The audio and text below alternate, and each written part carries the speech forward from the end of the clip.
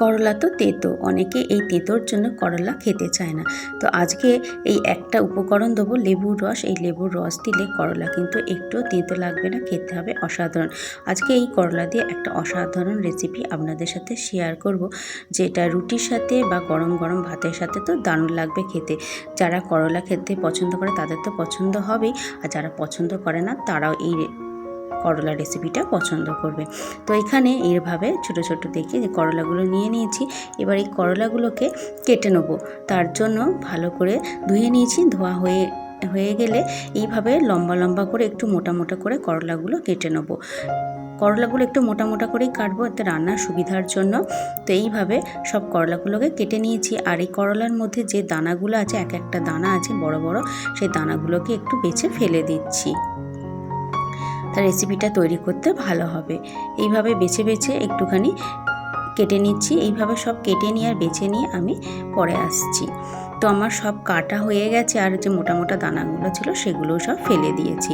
এবার এতে দেবো আমি আন্দাজ মতো নুন, অল্প একটু নুন দিয়ে দেবো অল্প একটু হলুদ গুঁড়ো, আর দেবো এই লেবুর রস। এই লেবুর রস দিলে একটুও কিন্তু তেতো লাগবে না, তেতো ভাবটা অনেকটাই কমে যাবে। এখানে 2 টেবিল চামচের মতো লেবুর রস আমি দিয়ে দেবো।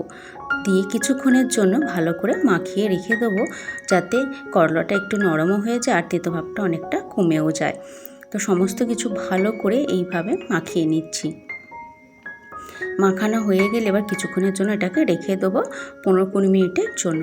15-20 মিনিট পর এটা অনেকটাই নরম হয়ে গেছে। এবার এইভাবে চাপলে কিন্তু রস বেরোবে, মানে তেতো ভাবটা অনেকটাই বেরিয়ে যাবে। এইভাবে চেপে চেপে রসটাকে বার করে নিচ্ছি।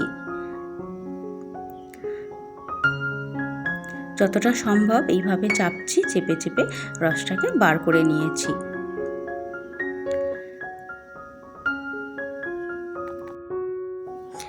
কতটা পরিমাণে দেখতে পাচ্ছেন এই রস বেরিয়েছে, এটাকে আবার সরিয়ে দেবো। এবার এই করলার মধ্যে দিয়ে দেবো আন্দাজ মতো অল্প একটু, না আগেই নুন দিয়েছিলাম, একটু অল্প হলুদ গুঁড়ো, কাশ্মীরি লঙ্কার গুঁড়ো, আর দেবো এখানে একটু আদা বাটা, একটু রসুন বাটা, খুব অল্প পরিমাণেই দিচ্ছি। একটু দেবো জিরে গুঁড়ো, একটু ধনে গুঁড়ো দেবো।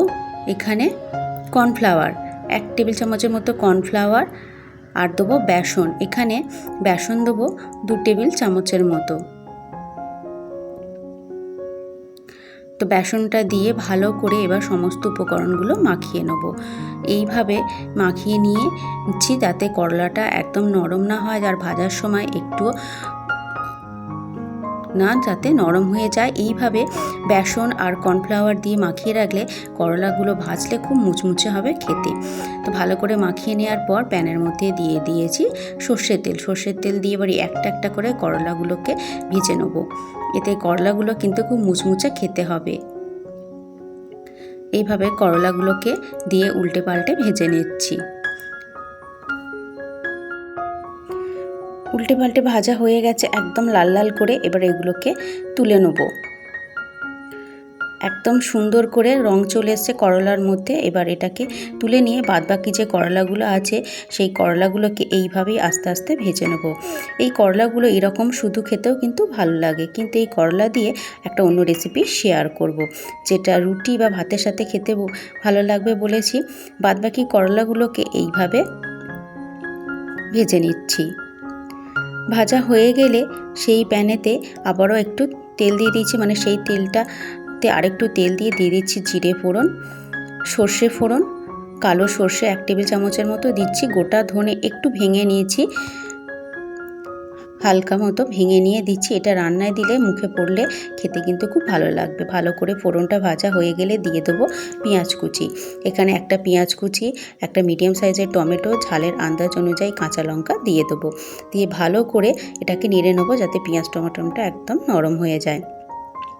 পেঁয়াজ টমেটোটা একটু ভাজা হয়ে গেলে এতে এবার দিয়ে দেবো হলুদ গুঁড়ো, কাশ্মীরি লঙ্কার গুঁড়ো, একটু জিরে গুঁড়ো, আর অল্প একটু নুন দেবো যাতে পেঁয়াজটা একদম নরম হয় তার জন্য।